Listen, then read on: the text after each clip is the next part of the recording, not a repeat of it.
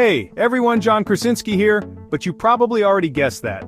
Listen, before we dive in, I just want to say a huge thank you to all of you incredible housing coordinators out there.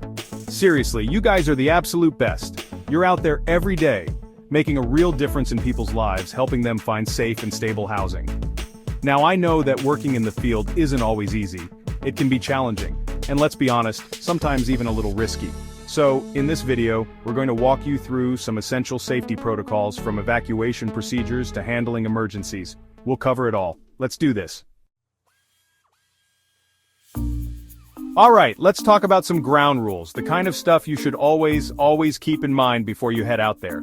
First things first, let your supervisor know your schedule and your route.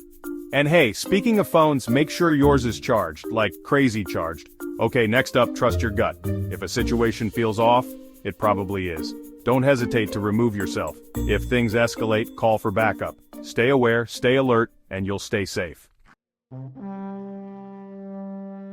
Okay, nobody wants to think about worst-case scenarios, but hey, it's always better to be prepared, right? So, let's talk evacuation. If a situation gets dicey and you need to make a swift exit, here's your game plan. First, stay calm. Panic won't help anyone. Have your designated meeting point memorized and if possible, try to alert others around you.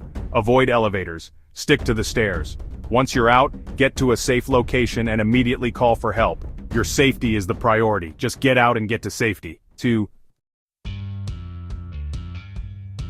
Alright, let's talk about Narcan. This stuff is a lifesaver, literally.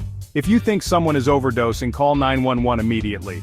Administer the Narcan as you've been trained. The nasal spray is super easy to use. Stay with the person and monitor their breathing. Your quick thinking and action could save a life. Okay, so we're talking medical emergencies now. If someone's having a medical crisis like a heart attack or a seizure, the first rule is always the same. Call 911. Get those professionals on the way as soon as possible. Provide basic first aid if you're comfortable and trained to do so. But remember, safety first. Don't put yourself in harm's way. Sometimes the best thing you can do is clear the area and make sure the person is safe until help arrives. Chapter 5. Handling criminal activity or violence in the field. If you find yourself in a situation where there's criminal activity or violence, remember, your safety is the top priority. Don't try to intervene or be a hero. That's what the police are for. Your job is to get yourself to safety and call for help. If you can, be a good witness.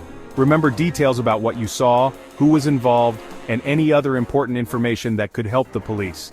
Your job is to observe and report, not to engage. Chapter 6. Working safely with reformed criminals. Listen, everyone deserves a second chance and many people who have been incarcerated are working hard to rebuild their lives. But it's important to maintain professional boundaries at all times. Treat everyone with respect, but avoid sharing personal information or getting too chummy. Keep it professional, keep it safe. Chapter 7. Safety in high-risk neighborhoods. First things first, project confidence. Walk with purpose, be aware of your surroundings, and avoid looking like an easy target. Keep your valuables out of sight. If you're driving, park in well-lit areas and keep your car doors locked at all times. If you ever feel uneasy, trust your gut. Head to a safe location and call for assistance. Remember, it's always better to be safe than sorry. Outro: stay safe out there, heroes. Alright folks, that's the rundown. Remember, your safety is the most important thing. No client interaction is worth putting yourself at risk. If something feels off, it probably is. Don't hesitate to remove yourself from a situation and call for help. You're doing amazing work out there, making a real difference in the lives of others, but you can't pour from an empty cup. Take care of yourselves, stay aware, and stay safe.